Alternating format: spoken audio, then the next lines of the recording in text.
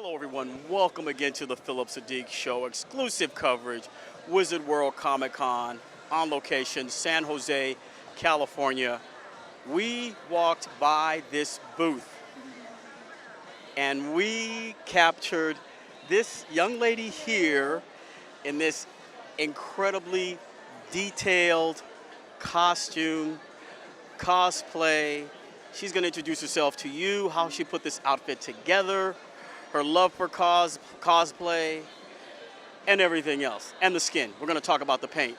So how are you? We're going to talk about the blues. Of course, of course. How are you doing today, my dear? I am fantastic. I'm having a lot of fun here at Wizard World San Jose, meeting awesome people, awesome fellow Star Wars fans. Yeah. Oh, see, now, why'd you have to bring up Star Wars? Because see, now I'm going to go geek crazy. There is never any bad time to go geek crazy. I don't know why you said this like such a bad thing. Let's spend the next half an hour talking about our favorite era of Star Wars, because I've never done that. Well, okay, yeah, see, I remember when it first came out, we camped overnight, San Francisco, and it was at the North Point Theater, which is no longer there, and we had never seen anything like that. It revolutionized a genre. It created a genre. Between it and Star Trek, suddenly we could look at the world beyond just Earth. We could imagine things that weren't us, that weren't human. And I mean, it really guided science for the next countless times. I mean, you think of Star Trek and their little handhelds. Well, now we've got cell phones. Cell phone. Spaceships in Star Wars and droids in Star Wars. Droids wasn't even a thing until George Lucas says, hey, let's have independent walking robots, because, that makes sense, and now we're working on that. So. Yeah, it did. I mean, and the experience we had when it first came out, I mean, we didn't know what to expect. No one knew. We're in the theater, it's dark. All of a sudden, we're looking at the theater, we hear this music, and we see the graphics. Yeah. They're not going this way, they're going at a slant. Yes. We had never seen that before. Yes. Then you hear, we're like, what happened? What happened? And you see this battle cruiser go by, and then from there, it's just been joy, pleasure, and everything. So I mean, I've liked all the Star Wars, some more than others. Even with like the Jar Jar Binks, that kind of stuff. But they has their favorites. Yes, but they brought in bigger parts of the universe. I appreciate that. That's my favorite, actually, is the expanded universe. My favorite time period is the Old Republic time period, because in the Old Republic time period, which for those of you who don't know is 30,000 years before the events of the movie, so really long time before the events of the movie. And it has the Sith Empire, the Galactic Republic, the Mandalorians are a massive force, and you just have these titans that are at war in the galaxy, and it's so cool and so epic. She not only dresses, she knows her Star Wars trivia. Okay? Right. Well, you know more than me. I'm like, she's going back to canon. Holy crap, this woman knows a whole bunch of stuff. Now we're at legend status, but I'm looking forward to seeing the new movies and what the new canon is going to be. So. Okay, tell me where you were when they released. Well, you were at, they said Celebration. You saw the trailer release there? No, I was sleeping. Okay, interview over. It was really early. I'm kidding. Really early. Do you know people were lined up the night before? I cannot do that. I'm sensitive to cold. I will turn even more blue. A true Star Wars fan, sensitive to cold. What kind of bull beep beep is that? You're supposed to use the Force to stay warm. It was on YouTube. You're supposed to use the Force to stay warm. Yeah. I'm a lazy Star Wars fan. That's what's going on here. Cut, rap. See, all that geek cred I just got, just went out the window. Down with the to, laziness. Down to the bottom. Yeah. But when you did finally see the trailer, how are you feeling when you saw it?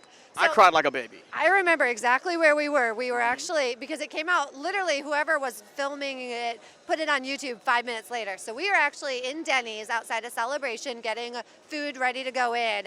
And we sat there, and it was my husband and I and two of my friends, and we were all crouched around this little phone, and we turned it all the way up so that we could hear it. And we were in the back of Denny's, and everyone else is staring at us because we're in costume, and I'm blue.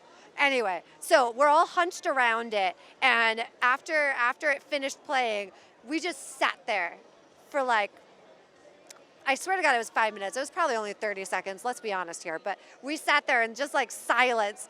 And finally my husband went, well, I know where we're going to be in December. And I'm like, duh, like, come on. What? No tears? No tears? I teared up. I was super happy. He's very stoic, though. He's very stoic. Obviously, So. he didn't see the first Star Wars in the movie theater. I think he's a little young for that. See, this is the thing. See, this is the thing I'm finding out a lot of people. We welcome the new folks. Believe me, they've taken a new direction for sure. But as old school people, we knew exactly what that meant. And at the end of the trailer, ta-da, you hear, Chewie, we're home. Look, you talk about screaming, tears, because like I say, we grew up with all of that fantasy. We grew up with all of that stuff. Oh, yeah. And now the connection to all the new people coming into the universe. Yeah. Let's talk about your costume, because we can talk about this all damn day. I'm serious. Longest interview ever. We're just going to talk about Star Wars all day. I'm telling you, this is crazy. I'm okay with that. Okay. I'm okay now, with that. about your costume. Okay.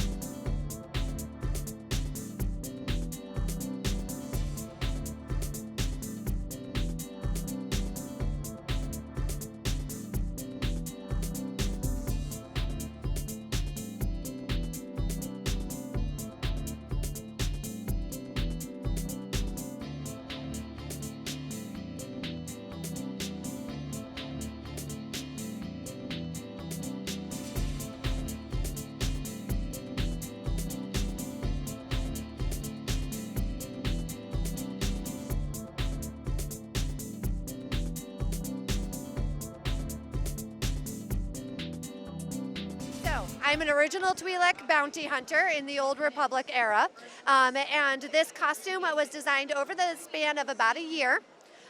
Just little pieces and stuff like that, upgrading everything as I learned. This is actually the first costume I really put together myself. So we've got armoring in the form of Sintra. I did the soft pieces. A lot of my props are either 3D printed or designed by myself.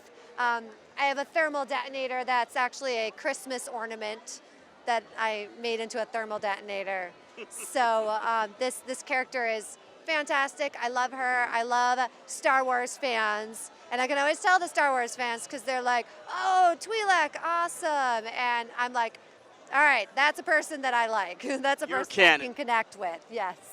I wish I was canon. That'd be nice. Hey. Uh-oh, look. Yeah. What do we see?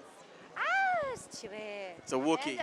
Those are my brothers. There's a Mandalorian over there. Those are my people. I'm telling you, know what? We forgot to get your name. Yeah. I'm Firelight from Firelight Cosplay. Okay. So. How long have you been doing cosplay? About 2.5 years. What possessed you, or what was your interest in doing cosplay? Because different people come into cosplay differently. How did you come into it? I actually have done steampunk outfits for a really long time. I don't remember how I got into it. One day I was just like, I'm going to do steampunk, and I did steampunk. And then I went to Phoenix Comic-Con in my steampunk, and I saw these characters, and I was just like, oh my God, I'm in love. And I looked at my husband, and I'm like, I want to do this. And he's like, my husband, bless his heart, is like, all right, that's fine. Whatever. I don't think he realized at that time, like, it would literally become our life. Like, we're literally like, this is what we do. That's all I talk about is cosplay this and cosplay that. And for me, I love the creative aspect. I love taking something that only exists in this fantasy video game, doesn't exist in the real world, and bringing it into the real world and bringing it to people who then are just like, whoa, you know, they can't believe that you're real and that you're standing in front of them. And I think that sort of, that epic level of bringing things that are not real into reality is what I love the most. Right. Now, the paint. Did you make it yourself? It is a mix of paint or? Nope, it's an alcohol-based body paint called Temp 2.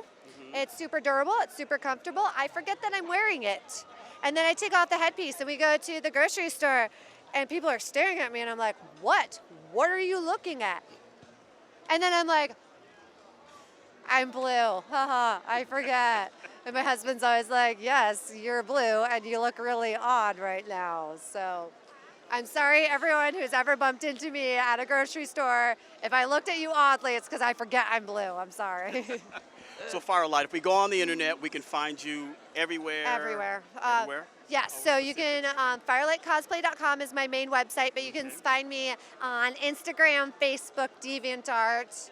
I think there's a Twitter out there. I don't use it very much, but if you really want to find me on Twitter, you can, all under Firelight Cosplay. Okay.